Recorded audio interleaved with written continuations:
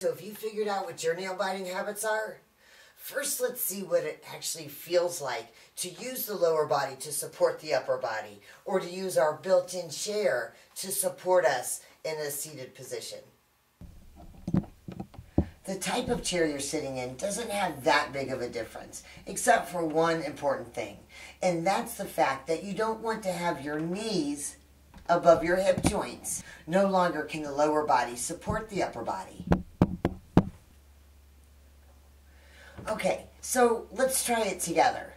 First of all, what you want to do is we need to make sure that the knee is in line with the hip.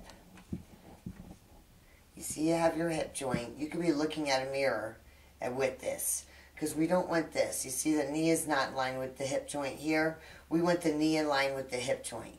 We also need the knee in line with the ankle from the front. See this, the knee is not in line with the ankle. So we need the knee in line with the ankle from the front. But we also need the ankle and knee in line from the side. Do you see this? This is not in line with the knee. This. So we need the hip and knee in line, the knee and ankle in line from the front, and the knee and ankle in line from the side. Now after that, what I want you to do is just slightly lean forward right till you feel the weight come into your heels. Push with the center heel. You can just slightly push up and use that force from the ground to hold that chest up and to aid in those abdominals to holding the rib cage up and out. Can you feel that?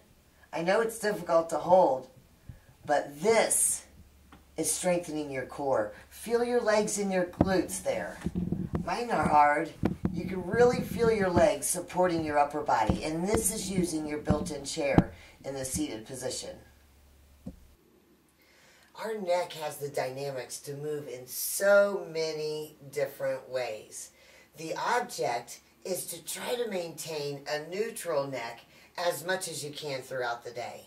I know it's hard and you really have to think about it, but let me show you an example here.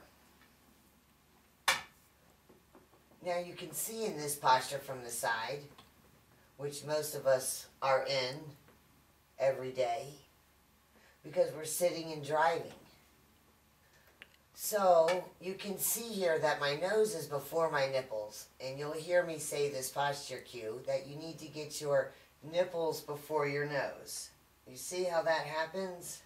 I'm slouched over, and if you think nipples out while you're practicing your seated posture, then you will be able to get into the proper orientation for your neck to be neutral. Now, one other thing is we need to get our nose in line with our crotch. The tip of the nose needs to come there. Can you see the difference between that?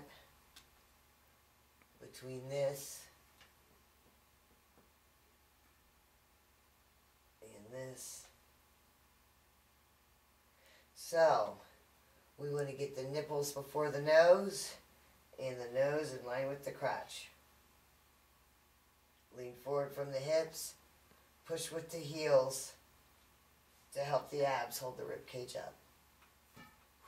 I'm working out right now. It's awesome. Okay.